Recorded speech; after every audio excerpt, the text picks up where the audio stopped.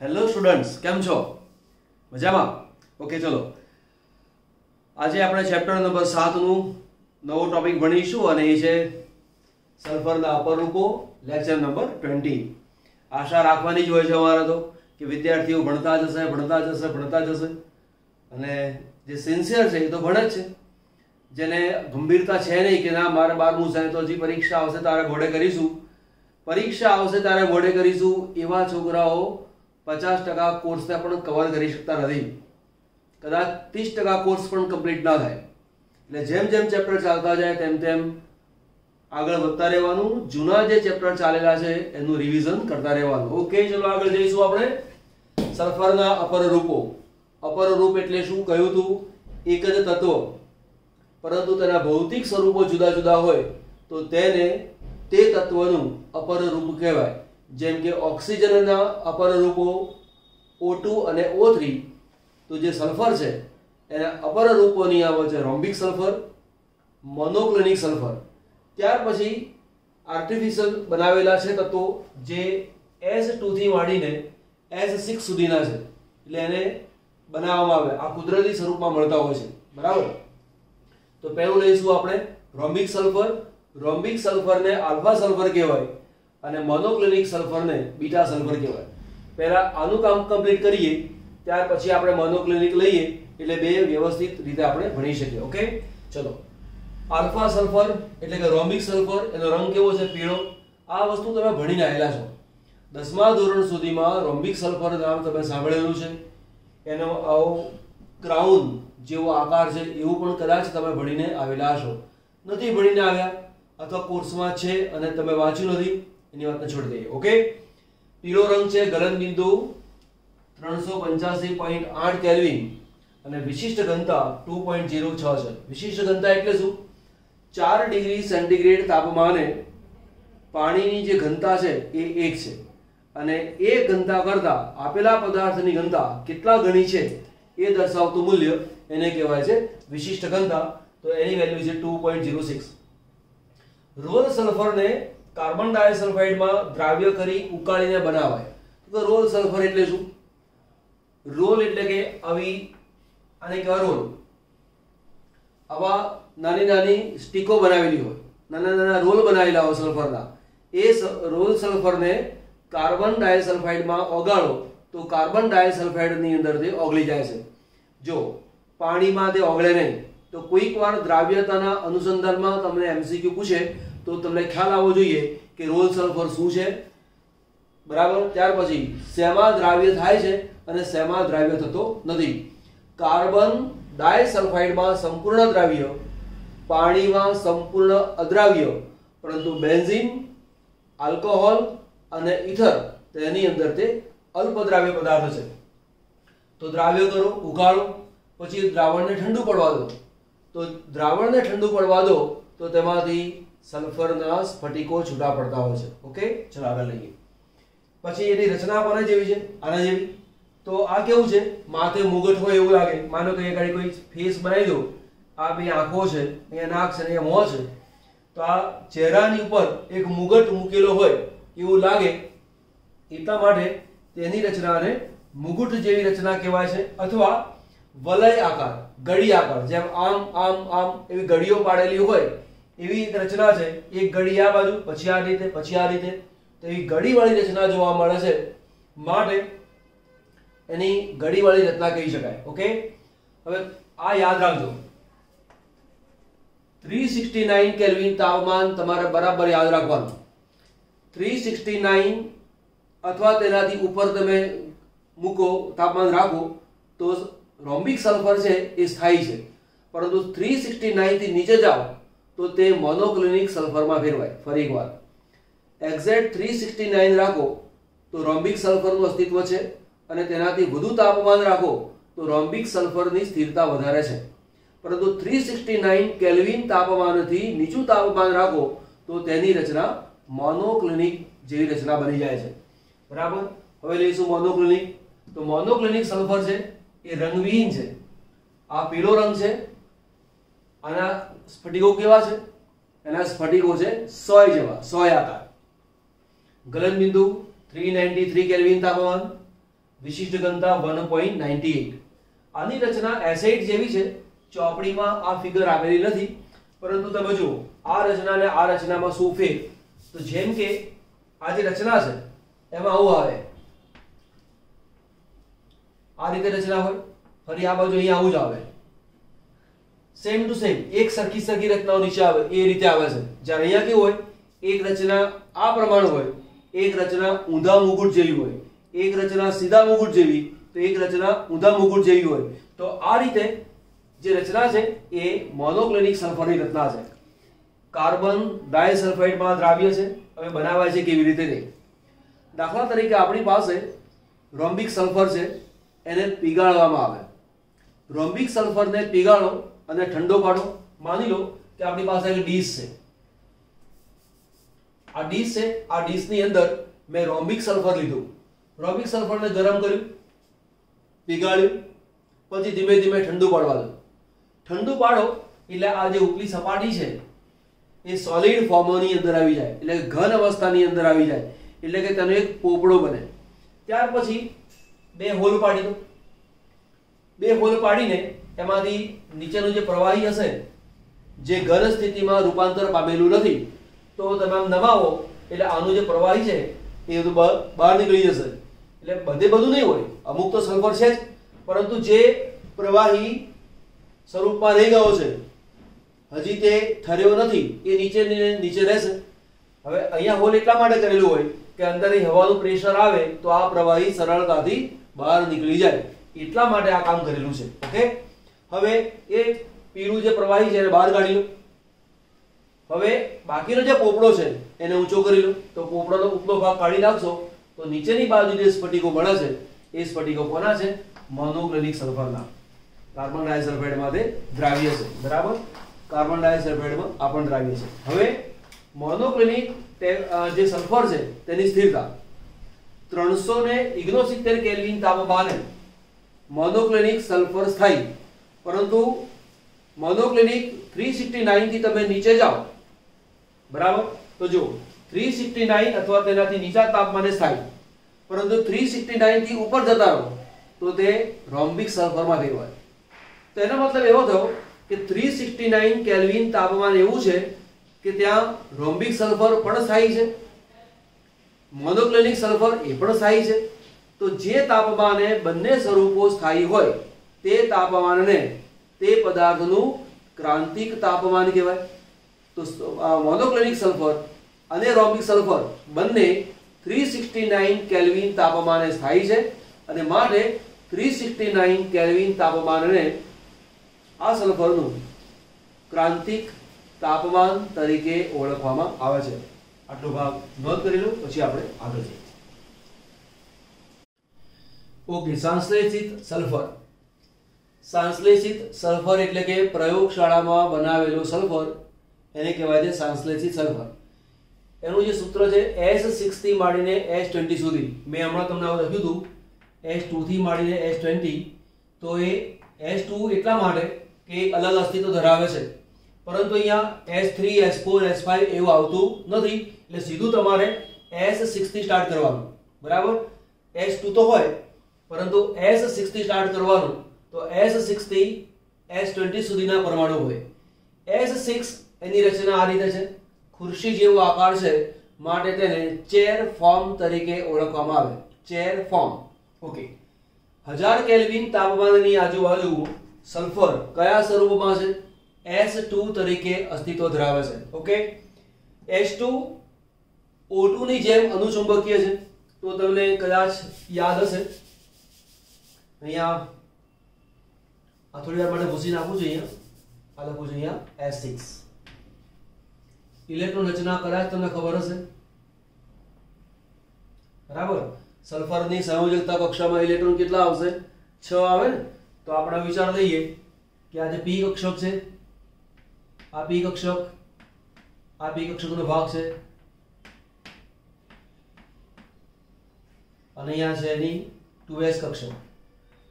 બરાબર, આ 2s કક્ષક છે, આ 2p કક્ષક, આ 2p કક્ષક, 2p કક્ષક, 2s. બરાબર, તો 2s કક્ષકમાં 2 ઇલેક્ટ્રોન, p P માં 4 1 2 3 અને 4 આમાં 2 ઇલેક્ટ્રોન આમાં 4 ઇલેક્ટ્રોન 1 2 3 અને 4 હવે અહીંયા મારે ઇલેક્ટ્રોન ભરવાના છે તો ઇલેક્ટ્રોન કેટલા થયા 2 ને 2 4 4 ઇલેક્ટ્રોન છે તો 2 ઇલેક્ટ્રોન અહીંયા આવે 2 ઇલેક્ટ્રોન અહીંયા આવે 2 3 4 5 6 7 8 તો 1 2 3 4 5 6 7 અને 8 તો આ 2 ઇલેક્ટ્રોન અયુગ્મિક છે આ જે કઈ કક્ષક છે પાઈ 2px એટલે પાઈ સ્ટાર થયો આ પાઈ 2px પાઈ 2py આને કહેવાય છે પાઈ સ્ટાર 2px આને કહેવાય છે પાઈ સ્ટાર 2py તો પાઈ સ્ટાર કક્ષક જે છે એની અંદર અયુગ્મિક ઇલેક્ટ્રોન છે અને માટે સલ્ફર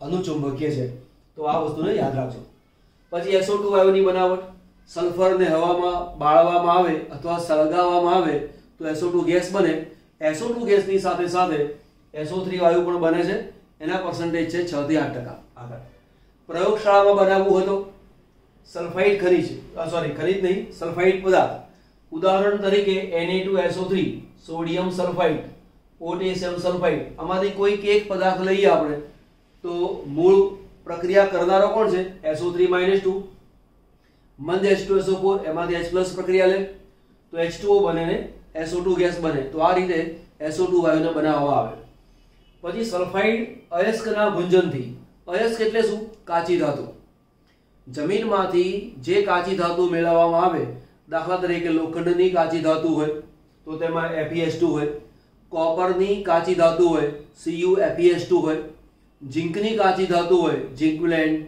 વુર્ઝાઇટ એમાં ZnS હોય તો આ જે તત્વો છે એની સાથે સલ્ફર જોડાયેલો છે તો એ જે ખનિજ આપણને આપેલી છે એનું ભુંજન કરવામાં આવે ભુંજન કરવું એટલે શું ઓક્સિજનની હાજરીમાં ખૂબ જ ઊંચા તાપમાને ગરમ કર્યું આપણે તો અહીંયા Fe2O3 અને SO2 વાયુ આપણને પ્રાપ્ત થયો છે SO2 ને ભેગો કરવો છે તો સ્ટીલના સિલિન્ડરમાં તેને ભરવામાં આવે છે એટલે પહેલા નિર્જળ કરવામાં આવે પાણી દૂર કરીશું પછી જે SO2 વાયુ બને છે એને પ્રેશર આપીને એને પ્રવાહી સ્વરૂપમાં ફેરવવામાં આવે છે અને તે રીતે SO2 વાયુને સંગ્રહી રાખવામાં આવે છે ઓકે સ્ક્રીનશોટ લઈ લો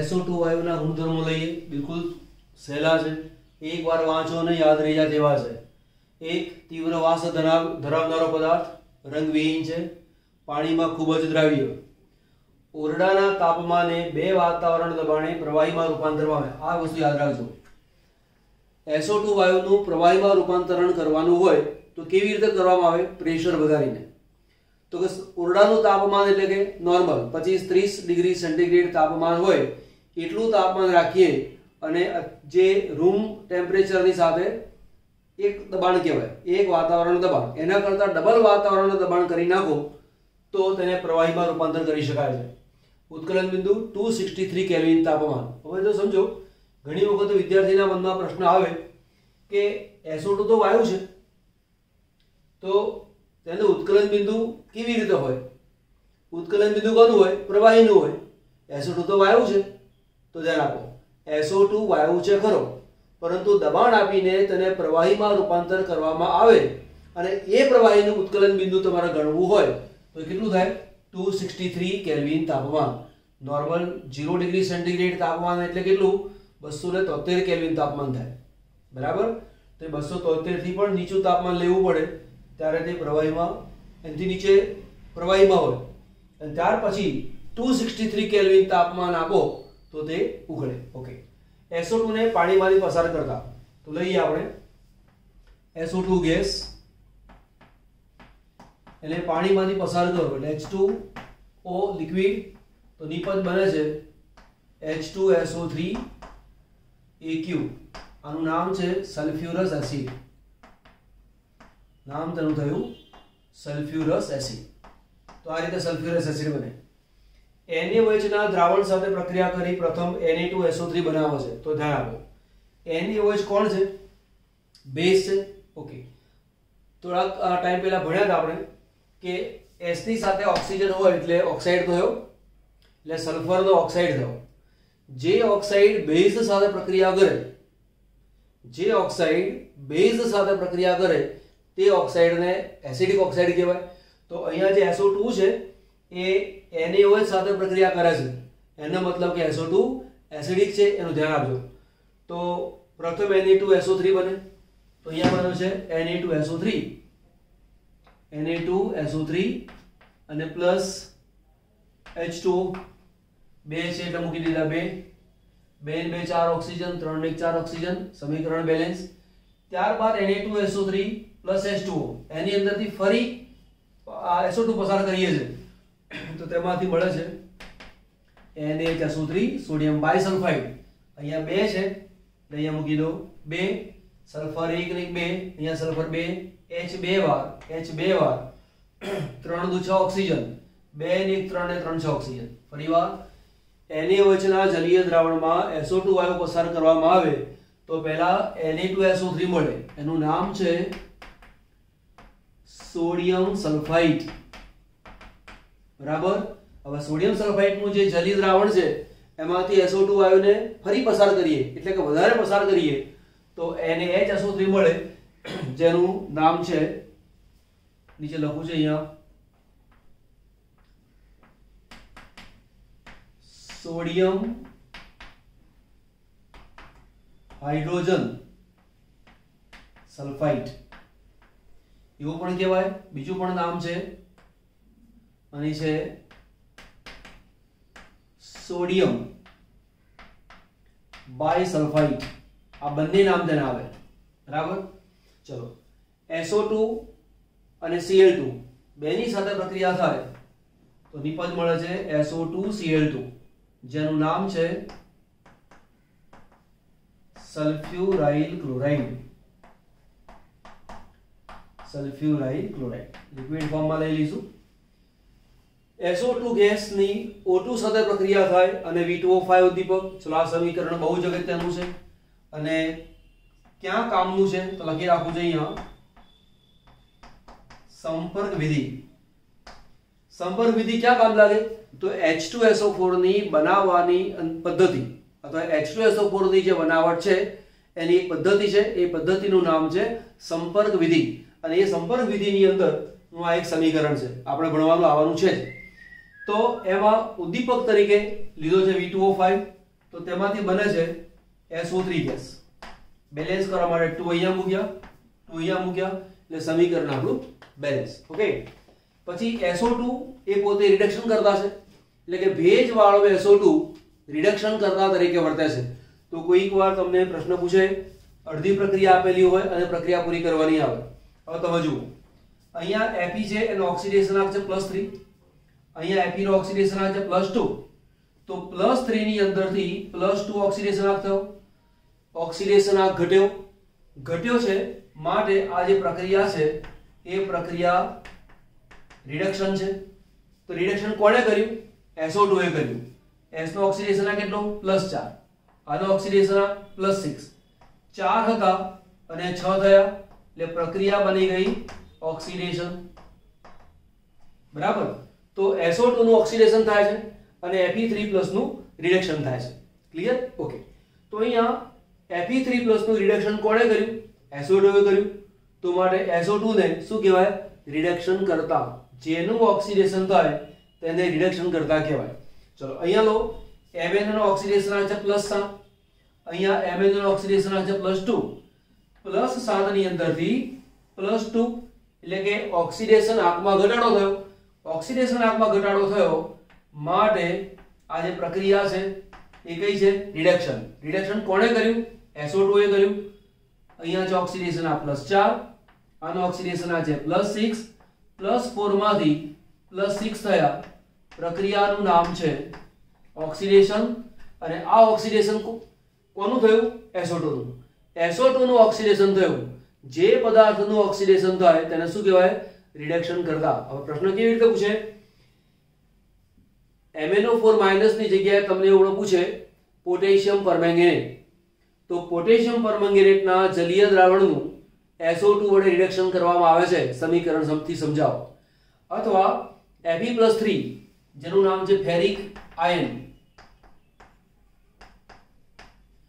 તો ફેરિક આયન ના જલીય દ્રાવણમાં ફેરિક આયનનું ફેરસ આયનમાં રિડક્શન SO2 વડે થાય છે, તે માટેનું સમીકરણ આપો, આવો પ્રશ્ન પૂછાય તો સમીકરણ બરાબર મોડે કરજો. ક્વેશ્ચન પૂછાય તો તમને સમીકરણ આવડતું હોવું જોઈએ. તો અગત્યના સમીકરણમાં જો સલ્ફ્યુરાઇલ ક્લોરાઇડ બનાવવાનું સમીકરણ બરાબર SO2 + Cl2. અહીંયા ઓપ્શનમાં શું કરે, એક ઓપ્શન આપ્યો હોય SO2 Cl2, બીજો ઓપ્શન આપે SOCl2. SOCl2 એટલે થાયોનિલ ક્લોરાઇડ. અહીંયા થાયોનિલ ક્લોરાઇડ બનતું નથી, સલ્ફ્યુરાઇલ ક્લોરાઇડ બને છે. તો બરાબર સમીકરણ યાદ રાખજો. બહુ જ ઇમ્પોર્ટન્ટ ઇક્વેશન છે. એક આ ઇક્વેશન ઇમ્પોર્ટન્ટ, આ સંપર્ક વિધિ માટે બહુ જ અગત્યનું. હમણાં મેં જે ક્વેશ્ચન કયા એ ક્વેશ્ચન આ રીતે પૂછ્યા છે, એને પણ ધ્યાનમાં લેજો. એક સ્ક્રીનશોટ લઈ લો, પછી આપણે બીજું ભણીએ. આ જે સમીકરણ છે એને પૂછવાની બીજી પણ એક પદ્ધતિ છે, અને તે એ છે કે SO2 ગેસની હાજરી કેવી રીતે પારખી શકાય. તો ધ્યાન આપો, આ KMnO4 છે, એનો રંગ છે જાંબલી. તો જાંબલી રંગનું દ્રાવણ છે અને તેની અંદરથી SO2 વાયુને પસાર કરો તો આ જાંબલી રંગ છે એ ચાલ્યો જાય અને Mn2+ માં રૂપાંતર પામે, રંગ વિહીન થઈ જશે. બરાબર. આમ તો Mn2+ છે, તેનો આછો પિંક કલર છે, પરંતુ તે દેખાશે નહીં. પણ આપણે એમ કહીશું કે જાંબલી કલર દૂર થઈ જાય છે. તો KMnO4 ના જલીય દ્રાવણમાંથી આપેલો વાયુ પસાર કરવામાં આવે અને જો તે રંગ વિહીન થઈ જાય તો આપેલો વાયુ SO2 વાયુ હશે. તો આ SO2 વાયુની પરખ છે. FeCl3 છે, એનો રંગ છે પીળો, આ રંગ છે પીળો, અને Fe+2 છે, એનો રંગ છે લીલો. તો Fe+3 ના જલીય દ્રાવણમાં SO2 વાયુને પસાર કરવામાં આવે તો જે ફેરિક આયનના કારણે જે પીળો રંગ છે એ ગ્રીન રંગમાં રૂપાંતર પામે છે. તો SO2 વાયુની પરખ કઈ રીતે થાય? તો પરખ આ રીતે પણ થાય અને પરખ આ રીતે પણ થાય. ઓકે. SO2 નું બંધારણ અને તેની ઉપયોગિતા જોઈએ. ઓકે, ચલો આપણે થોડું ભણ્યા હતા, યાદ કરાવી દઉં. S ઓક્સિજન અને ઓક્સિજન. આપણી પાસે S કેટલી વાર છે? એક વાર. સંયોજકતા કક્ષામાં ઇલેક્ટ્રોન કેટલા? 4 ને 2 6. તો સલ્ફરના ઇલેક્ટ્રોન થયા 6. ઓક્સિજનની સંયોજકતા કક્ષામાં 6 ઇલેક્ટ્રોન, એવા 2 છે, એટલે કે 12 ઇલેક્ટ્રોન. એટલે 12 ને 6 કેટલા ઇલેક્ટ્રોન થયા? 18. 18 ઇલેક્ટ્રોન થયા. તો પહેલા અહીંયા એક બંધ, બીજો બંધ પહેલા મૂકી દઈએ. એક બંધ મૂકી દઈએ તો શું બને? S, અહીંયા ઓક્સિજન, અહીંયા ઓક્સિજન. એક બંધની અંદર ઇલેક્ટ્રોન કેટલા? 2. તો પેલા 1 2 3 4 18 સુધી પહોંચવાનું છે. તો 1 2 3 4 5 6 7 8 9 10 11 12 13 14 15 16 17 અને 18. તો આ રીતે આપણે 18 પૂરા કર્યા. હવે આજુબાજુના પરમાણુઓનું અષ્ટક પૂરું થાય છે કે નહીં એ ચેક કરી લઈએ. તો અહીંયા 2 4 6 8 પૂરા થઈ ગયા. 2 4 6 8 પૂરા થઈ ગયા, પણ અહીંયા 8 પૂરા થતા નથી. તો એક કામ કરીએ, અહીંયાથી ઇલેક્ટ્રોન હટાવી દો અને આ જગ્યા મૂકી દો. તો શું બની ગયું?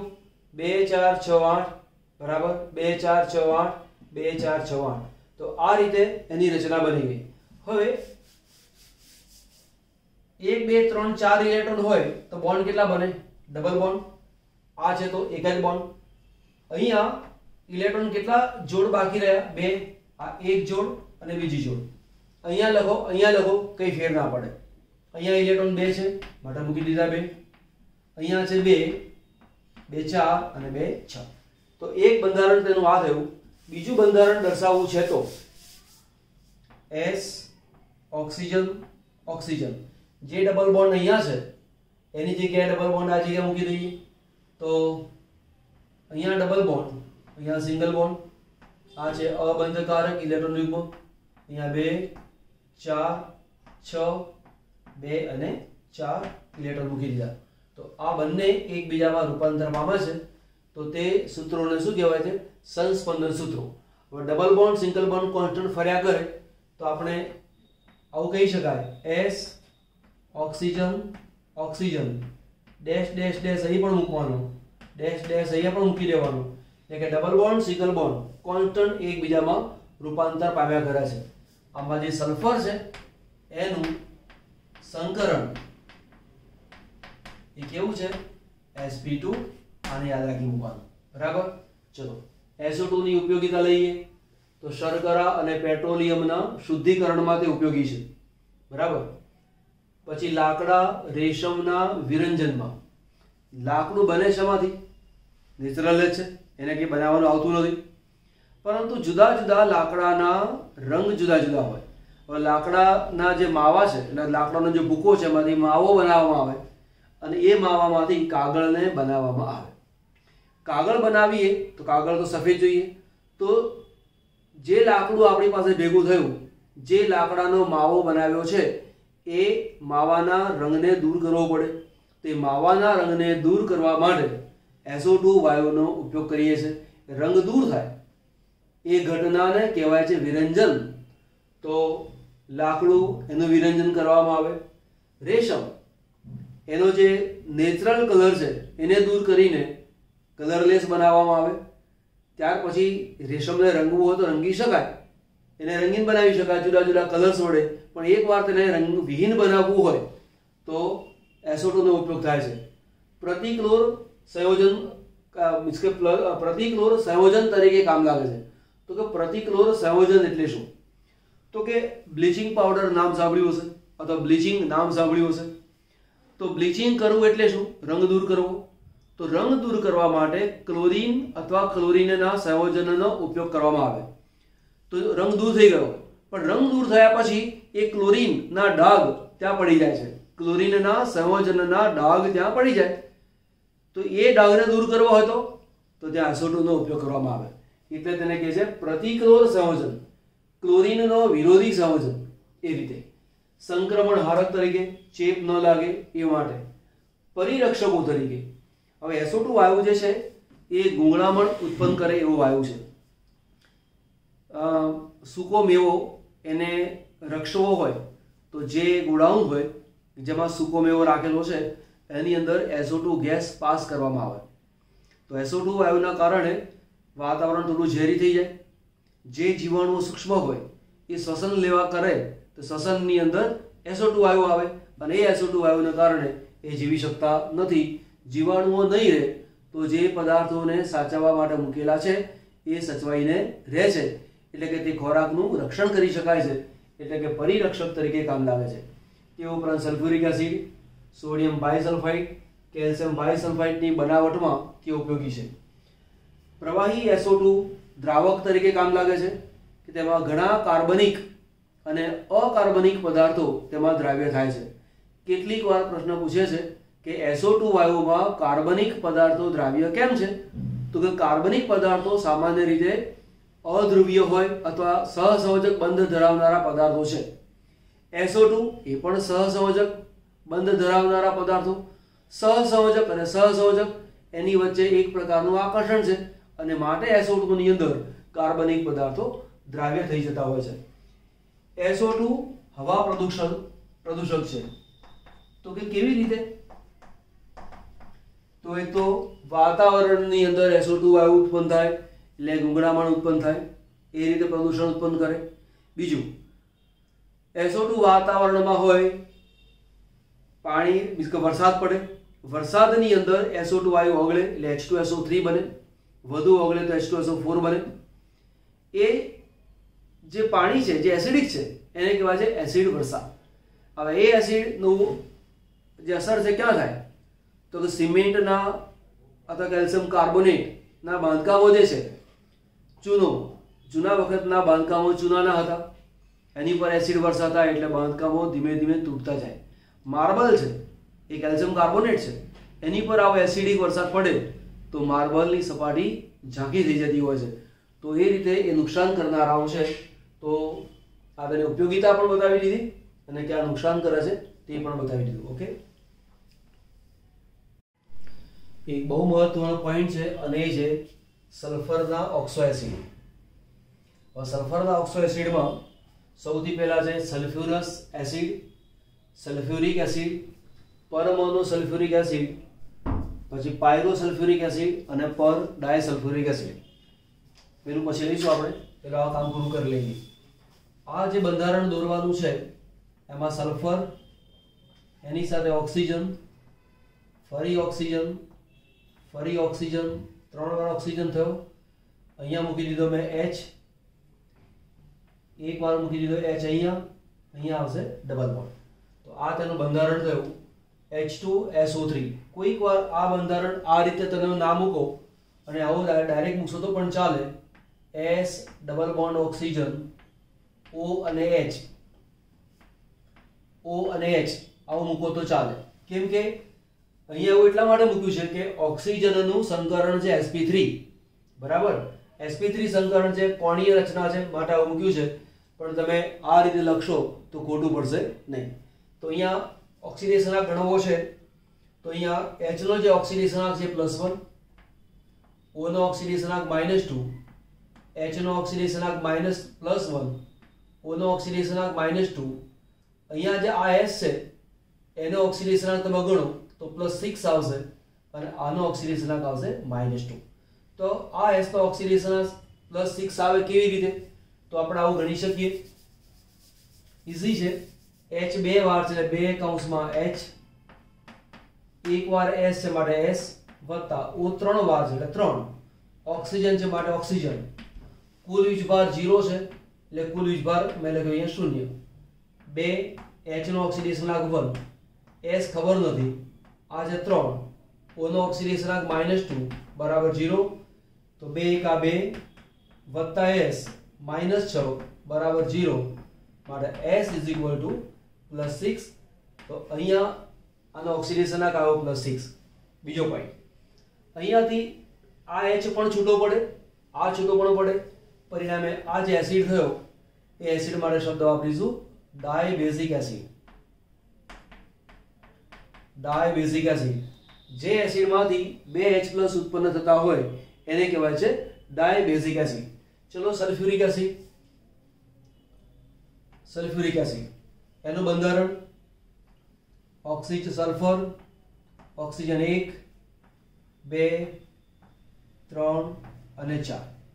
2H આપેલા છે, 1H અહીંયા મૂકો, 1H અહીંયા મૂકો, ડબલ બોન્ડ અહીંયા, ડબલ બોન્ડ અહીંયા, એટલે આ રચના આપણી પૂરી થઈ ગઈ. આનો ઓક્સિડેશન આ +1 છે, આનો ઓક્સિડેશન આ -2 છે.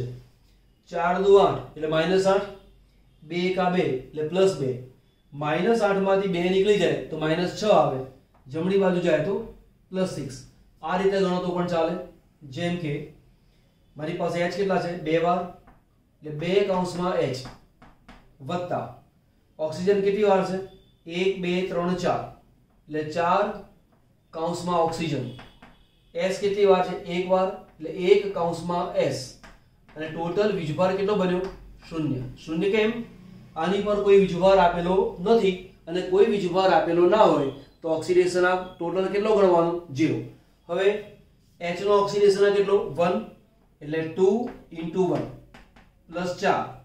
O નો ઓક્સિડેશન આ -2, એ પ્રમાણે અહીંયા 1, S = 0. therefore S = 4 દુ 8 -8, -8 માંથી 2 જાય -6, -6 જમણી બાજુ ગયા, ઓક્સિડેશન આ +6. કેરોઝ એસિડ અથવા પરમોનોસલ્ફ્યુરિક એસિડ, જેવી રીતે ઓક્સિડેશન આ અહીંયા ગણ્યો એવો ઓક્સિડેશન આ અહીંયા ગણવા જઈએ તો ખોટો પડશે. જો કેવી રીતે ખોટો પડે પહેલા એ ગણી લઈએ.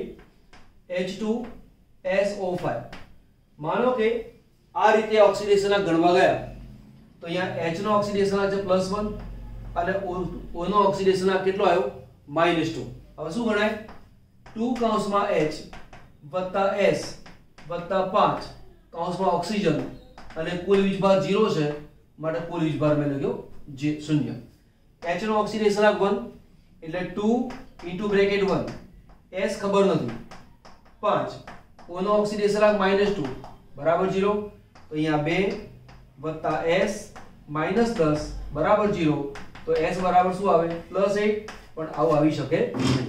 તો પહેલા એ થાય કે એવું કેવી રીતે ખબર પડે કે ન આવે? પહેલો પોઈન્ટ આ, ખોટું છે એવી ખબર કેવી રીતે પડે? તો સમજો કે જે S છે એને પરમાણુ ક્રમાંક છે 16, ઇલેક્ટ્રોન રચના છે નિયોન કોર 3s2 3p4. સલ્ફરની સંયોજકતા કક્ષામાં ઇલેક્ટ્રોન કેટલા છે? 6 છે. તો વધુમાં વધુ દૂર કેટલા થઈ શકે? 6 દૂર થઈ શકે. અને વધુમાં વધુ 6 ઇલેક્ટ્રોન દૂર થઈ શકતા હોય તો તેનો મહત્તમ ઓક્સિડેશન આંક કેટલો આવે? +6 આવે. તો +6 ઓક્સિડેશન આંકથી જો વધારે આવે છે એનો મતલબ એવો થયો કે આપણે ક્યાંક ભૂલ કરીએ છીએ. બરાબર? તો ભૂલ એટલા માટે થઈ કે આની જે રચના છે એ આપણને ખબર નથી. તો આપણે સૌથી પહેલા ભણીશું એની રચના કેવી છે તે, અને ત્યાર પછી ઓક્સિડેશન ગણીશું. 11મા સાયન્સમાં આ વસ્તુ આવી ગયેલી છે જ, પણ કદાચ ભૂલી જવાયું હોય તો H પછી ઓક્સિજન પછી sulphur, double bond oxygen, double bond oxygen, oxygen, oxygen અને H. આ જે રચના છે એ રચનાને કહેવાય છે પેરોક્સાઇડ રચના. પેરોક્સાઇડ હોય તો O નો ઓક્સિડેશન આંક -1, આ O નો ઓક્સિડેશન આંક -1. કેમ ખોટું પડ્યું? આપણી પાસે 5 ઓક્સિજન છે અને 5 ઓક્સિજનનો ઓક્સિડેશન આંક -2 લીધો. હકીકત એ છે કે આ 1, 2 અને 3 આ 3 ઓક્સિજન છે એનો ઓક્સિડેશન આંક -2 છે, આ પણ -2 છે અને આ -2 છે, જ્યારે આ બંનેનો ઓક્સિડેશન આંક -1 છે અને તમારે યાદ રાખવું પડે. તો આ પેરોક્સાઇડ રચના છે અને આ જે રચના છે એને કહેવાય પેરોક્સાઇડ સેતુ. પેરોક્સાઇડ સેતુ એટલે શું? આવી જે રચના છે એને કહેવાય છે પેરોક્સાઇડ સેતુ. અને જો પેરોક્સાઇડ સેતુ છે તો O નો ઓક્સિડેશન આંક -1 છે એવું યાદ રાખીએ. હવે આગળ લઈએ.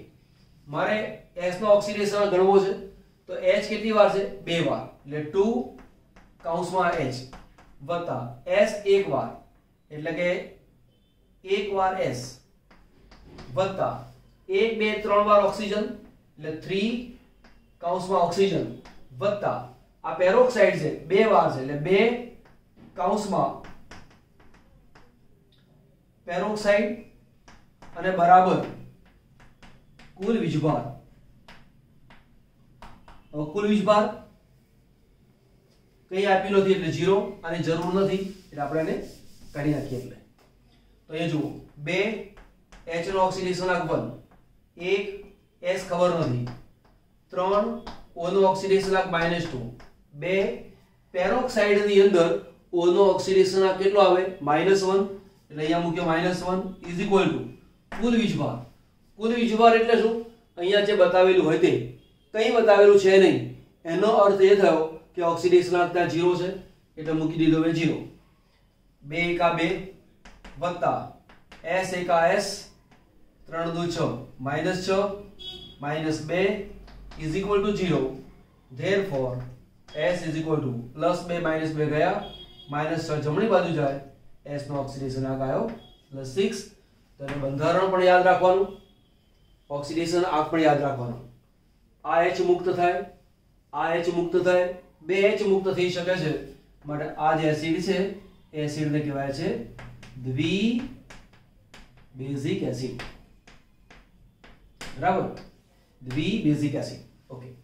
ત્યાર પછી બીજો છે આપણી પાસે પાયરોસલ્ફ્યુરિક એસિડ.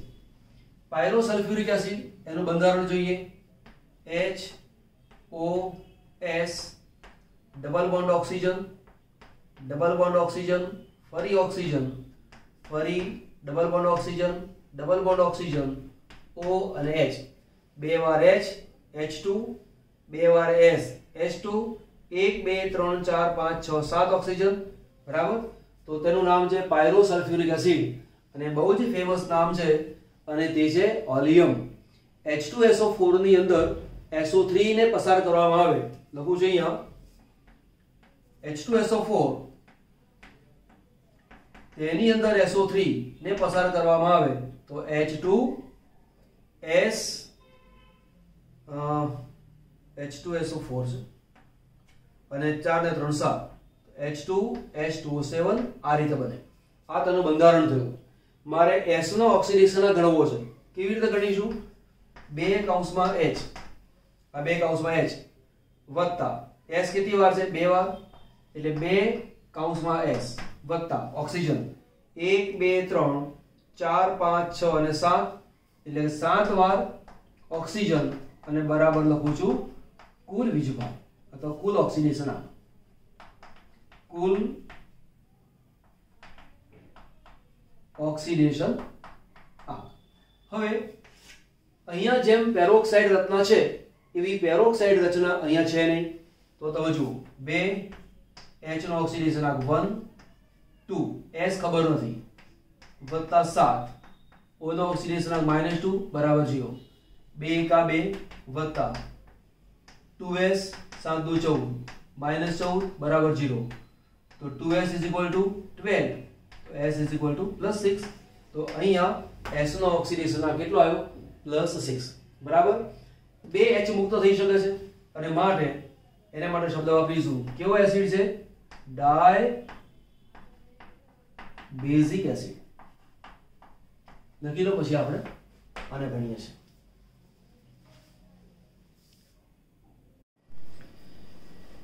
સલ્ફરનો એક ઓક્સો એસિડ છે પર ડાયસલ્ફ્યુરિક એસિડ અથવા માર્શલ એસિડ આનું જે બંધારણ છે એમાં જો O નો ઓક્સિડેશન આંક -2 તરીકે ગણીએ તો 8 દુ 16 -16 માંથી આ 2 જાય તો -14 જમણી બાજુ જાય +14 ભાગ્યા 2 એટલે +7 તો S નો ઓક્સિડેશન આંક કેટલો આવે +7 પણ સલ્ફરનો ઓક્સિડેશન આંક +6 થી વધારે કદાપી આવી શકે નહીં એનો મતલબ કે આ જે -2 ગણીએ છે એ ખોટા છે આની અંદર પેરોક્સાઇડ રચના આવેલી છે તો પહેલા પેરોક્સાઇડ રચના શું છે સમજી લઈએ આનું બંધારણ આવું છે યાદ રાખવાનું H O S double bond oxygen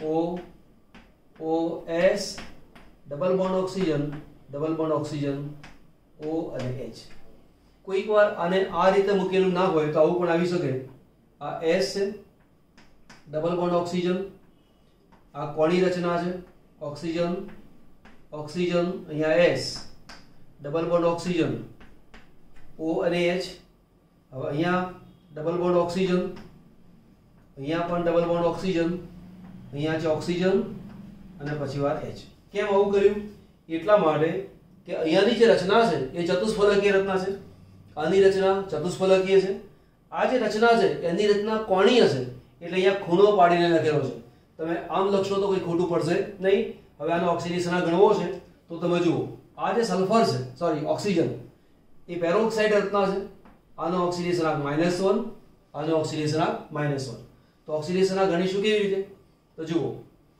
1 અને 1 2 H છે એટલે 2 કૌંસમાં H વત્તા S 2 વાર છે 2 કૌંસમાં H વત્તા આ બે પેરોક્સાઇડ છે એટલે 2 કૌંસમાં પેરોક્સાઇડ પ્લસ 1 2 3 4 5 6 એટલે કે 6 કૌંસમાં ઓક્સિજન બરાબર કુલ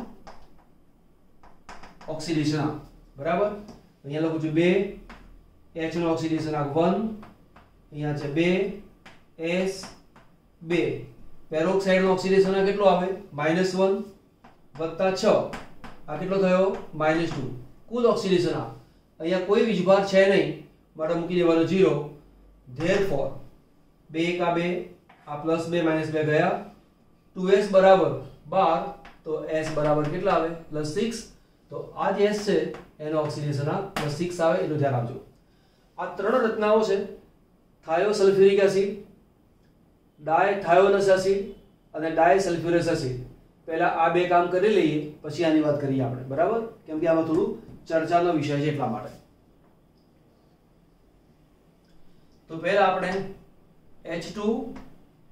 H2O4 લઈએ તો S ફરીવાર S 1 2 3 અને 4 ઓક્સિજન અહીંયા છે આપણી પાસે H અહીંયા છે H ડબલ બોન્ડ અને ડબલ બોન્ડ આ રીતે તેની રચના છે કદાચ મારે આવું લખવું ના હોય તો આ જે OH છે એને ઉપર લખો અને આ O ને અહીંયા લઈ લો તો પણ ચાલે જેમ કે આ OH અને આ OH એક જ બાજુએ છે એની જગ્યાએ આ બંને OH ને એક અહીંયા અને એક અહીંયા એવું કરી દઈએ બરાબર હવે એનો ઓક્સિડેશન આંક ગણવો છે તો સિમ્પલ જ છે કે H નો ઓક્સિડેશન આંક +1 આનો ઓક્સિડેશન આંક -2 4 2 8 -8 માંથી 2 જાય -6 જમણી બાજુ જાય +6 6 ભાગ્યા 2 એટલે કે આનો ઓક્સિડેશન આંક આવ્યો 4 બરાબર ત્યાર પછી છે H2SO5 H2S2O5 એનું બંધારણ છે આ રીતે સલ્ફર ડબલ બોન્ડ ઓક્સિજન ફરીવાર sulphur double bond oxygen O અને H. હવે કેટલા રહ્યા 1 2 3 4 પાંચમો ઓક્સિજન અહીંયા છઠ્ઠો H અહીંયા બરાબર. ઓક્સિડેશન આ ગણવો છે આનો ઓક્સિડેશન આ +1 આનો ઓક્સિડેશન આ -2 5 દુ 10 -10 2 1 2 +2 -10 માંથી +2 નીકળે -8 -8 જમણી બાજુ જાય તો +8 +8 ભાગ્યા 2 એટલે કેટલા થયા 4. તો આ સલ્ફરનો ઓક્સિડેશન આ આવ્યો 4. હવે આનું કામ કરીએ છીએ એક સ્ક્રીનશોટ લઈ લો ચલો ફટાફટ. છેલ્લું છે આપણી પાસે ઓક્સિડેશન માટે અને એ છે થાયોસલ્ફ્યુરિક એસિડ. હવે થાયોસલ્ફ્યુરિક એસિડ છે શું? આપણને એવી ખબર છે કે H2SO4 આનું નામ છે સલ્ફ્યુરિક એસિડ. આનું નામ છે સલ્ફ્યુરિક એસિડ. સલ્ફ્યુરિક એસિડમાંથી એક ઓક્સિજનને દૂર કરીએ એટલે માઈનસ ઓક્સિજન કરી દઈએ અને તેની જગ્યાએ એક S એડ કરીએ છીએ એટલે H2 એક S ઉમેર્યો એટલે H2 અને એક O બાદ કર્યો એટલે કે O3. આ તેની રચના બની. જો આનું બંધારણ તમે જોવા જાઓ તો બંધારણ થાય કેવું સલ્ફર ઓક્સિજન અહીંયા છે ઓક્સિજન O ની સાથે H અહીંયા O ની સાથે H. આ બંધારણ થયું H2SO4 નું. મારે આનું બંધારણ કરવું હોય તો શું કરવાનું? જે ઓક્સિજન આપેલો છે એને કાઢી નાખો. Double bond S double bond O અહીંયા છે O H O અને H. હવે અહીંયા બે સલ્ફર આવેલા છે. અગાઉ જે બે સલ્ફર આપેલા હતા એમાં જે રીતે ઓક્સિડેશન ગણતા હતા એવો ઓક્સિડેશન આમાં ગણી શકીશું નહીં, કેમ કે બંનેની રચના આખી જુદી છે. બંને S જુદા જુદા આપેલા છે. S ની સાથે અહીંયા કંઈ જોડાયેલું નથી બરાબર. અહીંયા S ની સાથે ઘણું બધું જોડાયેલું છે. પરિણામે બંને S ની વિદ્યુત ઋણતા જુદી છે અને જો બંને S ની વિદ્યુત ઋણતા જુદી છે તો બંનેના ઓક્સિડેશન પણ જુદા આવે. તો વિદ્યુત ઋણતા કેવી રીતે નક્કી કરવાની એ શીખવાડી દઉં તમને. તો જો સૌથી પહેલા જે સલ્ફર છે એની જે રચના છે એ આ રીતે છે 16 electron core neon core 3s2 3p4 બરાબર. આ તેની રચના છે. પણ મારે અત્યારે તમને સંકરણ ભણાવવું છે તો એક સંકરણ આવે છે sp2, બીજું સંકરણ આવે છે sp3 બરાબર. એક સંકરણ કયો આવે છે sp. તો આ S અને આ S એ બંનેનું સંકરણ શું છે એ મારે જોવું છે. એ જોતા પહેલા આનું ઇલેક્ટ્રોનીય બંધારણ તમને શીખવાડી દઉં. તો જો સૌથી પહેલા ઇલેક્ટ્રોનીય બંધારણથી વાત કરીશું અને ત્યારબાદ સંકરણ તરફ જઈશું. ત્યાર પછી ઓક્સિડેશન શીખવાડું છું. જો આમ તો મારે તમને ખાલી એટલું જ કહેવાનું છે કે આનો ઓક્સિડેશન આ આવે આનો ઓક્સિડેશન આ આવે ધેટ્સ ઓલ. પણ એવું મારે કરવું નથી. હું તમને ડિટેલમાં જઈને શીખવાડું છું કે જેથી તમને કાયમ માટે બરાબર યાદ રહી શકે બરાબર. હવે જુઓ આપણે સલ્ફરની સંયોજકતા કક્ષામાં ઇલેક્ટ્રોન કેટલા 4 ને 2 6. ઓક્સિજનની સંયોજકતા કક્ષામાં પણ 6 ઇલેક્ટ્રોન. તો 1 2 3 4 અને 5 દરેકની સંયોજકતા કક્ષામાં 6 ઇલેક્ટ્રોન એટલે 6 50 30 30 ને 2 32 એટલે કે આપણી પાસે 32 ઇલેક્ટ્રોન છે. હવે 32 ઇલેક્ટ્રોન છે તો એની વહેંચણી થાય કેવી રીતે? તો તમે જુઓ S ફરીવાર S હું સિમ્પલ લખું છું સમજવા માટે. અહીંયા ઓક્સિજન અહીંયા મૂક્યો ઓક્સિજન અહીંયા મૂક્યો છે H અહીંયા મૂક્યો ઓક્સિજન અહીંયા મૂક્યો છે H. કેટલા ઇલેક્ટ્રોન ગણ્યા આપણે 6 50 30 30 ને 32 ઇલેક્ટ્રોન. હવે 32 ઇલેક્ટ્રોન છે એટલે શું થાય 1 2 3 4 5 6 7 8 9 10 11 12. સૌથી પહેલા આ રીતે 12 મૂકી દેવાના. અહીંયા છેલ્લે પહોંચવાનું બરાબર. 2 2 4 2 6 2 8 2 2 4 2 6 2 8 2 10 થઈ ગયા 2 12 થયા. 12 13 14 15 16 17 18 19 20 21 22 23 24 25 26 27 28 29 30 31 અને 32 આ રીતે 32 ઇલેક્ટ્રોન થઈ ગયા। હવે પહેલી દ્રષ્ટિએ તમે જોવા જાવ તો અષ્ટક તો દરેકનું પૂરું થઈ જાય છે, બરાબર। 2 4 6 8 2 4 6 8 2 4 6 8 તો દરેકનું બંધારણ સાચું હોવું જોઈએ, પરંતુ આ બંધારણ એટલું સાચું નથી, કેમ કે ફોર્મલ ચાર્જને ધ્યાનમાં લઈએ તો બંધારણ કંઈક જુદું આવે, બરાબર। અત્યારે ફોર્મલ ચાર્જમાં પડતો નથી, જ્યારે એક વખત શીખવવાનું હશે તો બીજી વખત તમને શીખવાડીશ। અત્યારે સમજો સલ્ફર છે એની આજુબાજુ 12 ઇલેક્ટ્રોન ગોઠવાઈ શકે, સલ્ફરની આજુબાજુ 12 ઇલેક્ટ્રોન ગોઠવાઈ શકે। એટલે આ જે બે ઇલેક્ટ્રોન છે એને ટ્રાન્સફર કરીને મૂકું છું આ જગ્યાએ, આ બે ઇલેક્ટ્રોનને ટ્રાન્સફર કરીને આ બે ઇલેક્ટ્રોન છે ટ્રાન્સફર કરીને મૂક્યું આ જગ્યાએ। તો એમ કરવાને કારણે બંધારણ શું બન્યું તો કે HO સલ્ફર ડબલ બોન્ડ બની ગયો, ઓક્સિજન સલ્ફર એની પાસે ઇલેક્ટ્રોનની બે જોડ, અહીંયા છે ડબલ બોન્ડ, ઓક્સિજન ઇલેક્ટ્રોનની બે જોડ, અહીંયા સિંગલ બોન્ડ ઓક્સિજન બે જોડ છે, અહીંયા છે H, આ છે H2SO3 એનું છે બંધારણ, બરાબર। હવે આ બંધારણની અંદર આ S અને આ S એનું મારે સંકરણ શોધવું છે, તો આને કહું છું સલ્ફર નંબર 1 અને આ જે છે એને કહું છું સલ્ફર નંબર 2, સલ્ફર નંબર 2। તો સલ્ફર 1 અને સલ્ફર 2 એનું મારે બંધારણ જોવું છે। સલ્ફરની કક્ષકો કેટલી છે S અને P, તો જુઓ આને ભૂસી નાખું। S કક્ષક 1 2 અને 3, તો આ એક S કક્ષક છે, આ P કક્ષક થઈ, આ P કક્ષક છે અને આ P કક્ષક છે। હવે sp સંકરણ એટલે કે એક S અને એક P મિશ્ર પામે, sp2 સંકરણ એટલે કે એક S બે P મિશ્ર પામે, અને sp3 સંકરણ એટલે કે એક S અને 3 P મિશ્ર પામે। આવું ધ્યાન રાખી લેજો। હવે મારે અહીંયા સંકરણ કયું છે એને શોધવા માટે મારે Z શોધવું પડે। તો Z માટે અગાઉ પણ મેં એક સૂત્ર આપ્યું હતું, આજે નવું સૂત્ર આપું છું, અને એ છે અબંધકારક ઇલેક્ટ્રોન યુગ્મોની સંખ્યા પ્લસ સિગ્મા બોન્ડની સંખ્યા, બરાબર। હવે આપણે સલ્ફર 1 માટે વાત લઈએ છીએ। સલ્ફર 1 માટે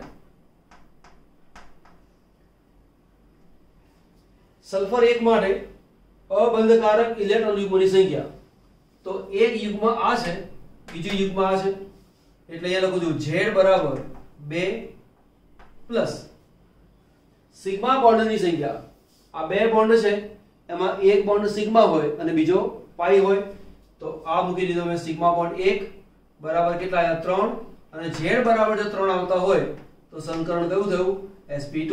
તો આ જે છે આ સલ્ફર નંબર 1 છે એનું જે સંકરણ છે એ સલ્ફર સંકરણ કેટલું આવ્યું sp2 સંકરણ, બરાબર। ચલો S2 માટે ગણી લઈએ। S2 માટે Z ની કિંમત શોધવાની છે। જો ધ્યાન આપજો, અહીંયા Z બરાબર 2 આવે તો sp સંકરણ, 3 આવે તો sp2 સંકરણ, 4 આવે sp3 સંકરણ, 5 આવે તો sp3d સંકરણ। અગાઉ મેં ચલાવેલું છે, અત્યારે બધામાં પડતો નથી કેમ કે મારે અત્યારે આટલું શીખવવું છે એટલા માટે, બરાબર। હવે S2 માટે લઈએ Z, શું કહ્યું અબંધકારક ઇલેક્ટ્રોન યુગ્મોની સંખ્યા, તો આ સલ્ફરની આજુબાજુ કોઈ અબંધકારક ઇલેક્ટ્રોન યુગ્મ છે નહીં, તો અહીંયા કિંમત મૂકી દીધી 0 પ્લસ સિગ્મા બોન્ડની સંખ્યા, સિગ્મા બોન્ડ 1 2 3 અને 4। આ જે સિગ્મા બોન્ડ છે એ સિગ્મા બોન્ડ આનો પણ કહેવાય, આનો પણ કહેવાય। આ જે સિગ્મા બોન્ડ છે આનો પણ કહેવાય, આનો પણ કહેવાય। બે બોન્ડની અંદર એક સિગ્મા હોય અને બીજો પાઈ હોય, તો મારી પાસે બે સિગ્મા બોન્ડ છે એટલે મૂકી દીધા અહીંયા 2, તો બરાબર કેટલા આયા 2, અને 2 છે માટે સંકરણ કયું આવ્યું sp સંકરણ। તો આ જે સલ્ફર છે આપણી પાસે સલ્ફર 2 એનું સંકરણ કયું થયું sp સંકરણ। बराबर सॉरी 4 है ना 1 2 3 4 થયા 4 થાય અહીંયા 4 આયા તો સંકરણ કેવું થયું sp3 સંકરણ તો આ જે સંકરણ છે એ sp3 સંકરણ છે હવે આગળ sp3 સંકરણ થયું એક કામ કરો આટલો સ્ક્રીનશોટ એકવાર લઈ લો આ ભૂસી નાખું છું લઈ લીધો ઓકે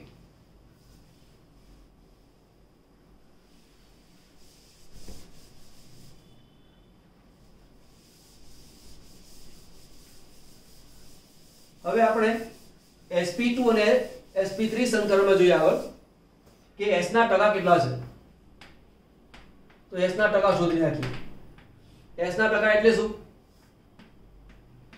s કક્ષકની સંખ્યા છેદમાં કુલ કક્ષકોની સંખ્યા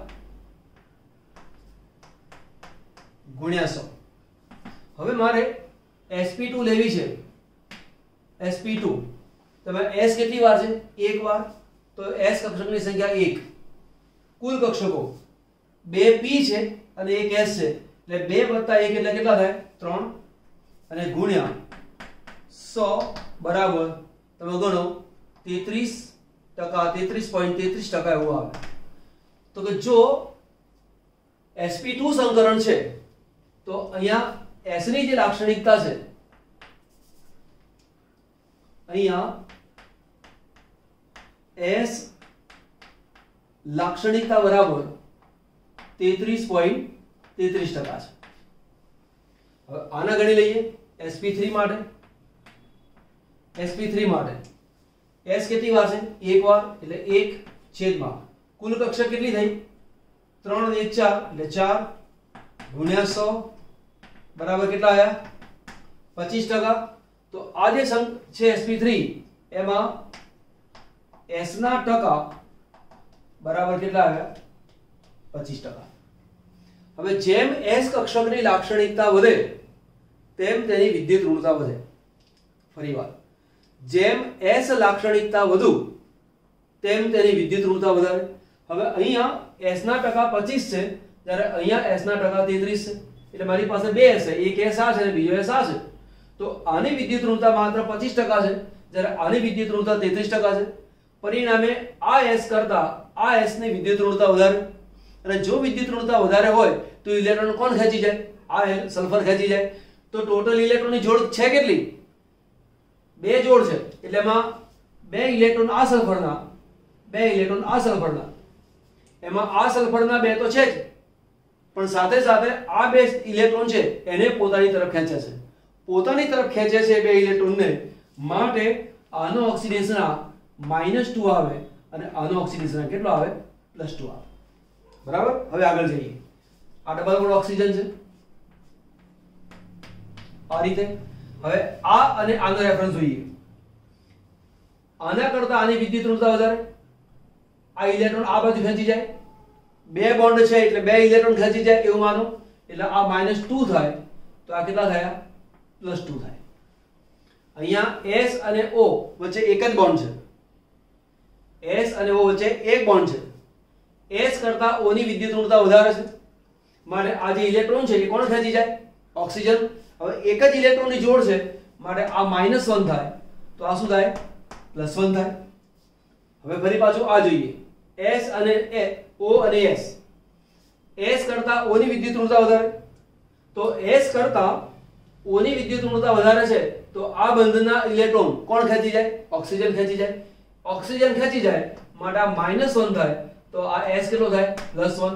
હવે તમે ટોટલ s ની આજુબાજુ જોવા જાવ તો s માં 2 2 4 5 અને 6 માટે આ જે s છે એનો ઓક્સિડેશન કેટલો આવે +6.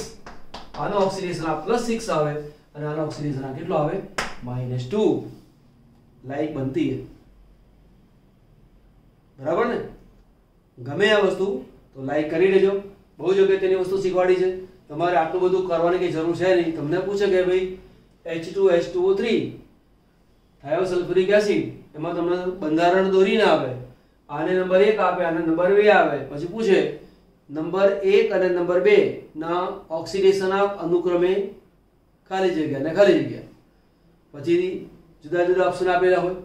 પણ જો તમને આ વસ્તુ આવડતી હશે, આમ તો તમે મોડે ગોખીને જાઓ તો ચાલે છે, પણ દરેક છોકરા એવા નથી હોતા કે જે ગોખવા માટે તૈયાર હોય. ગોખવું તો દરેકને પડતું હોય છે, પરંતુ સમજી વિચારીને કામ કરવાનું અને પછી ગોખવાનું આવે તો બુદ્ધિશાળી વિદ્યાર્થીને એ વસ્તુ બહુ ગમે. એને એમને ગોખી નાખવાનું આવે તો કંટાળો આવે, કહેવાય ના છૂટલો ગોખી નાખે વસ્તુ જુદી છે, પરંતુ એને ગોખવાના રસ્તા ઉપર જતા પહેલા હોશિયાર વિદ્યાર્થીને સમજવાની તાલમેલી બહુ જ હોય છે, અને એવા વિદ્યાર્થીઓ માટે આ વસ્તુ મેં ભણાવી છે. ઓકે, ચલો તેના પર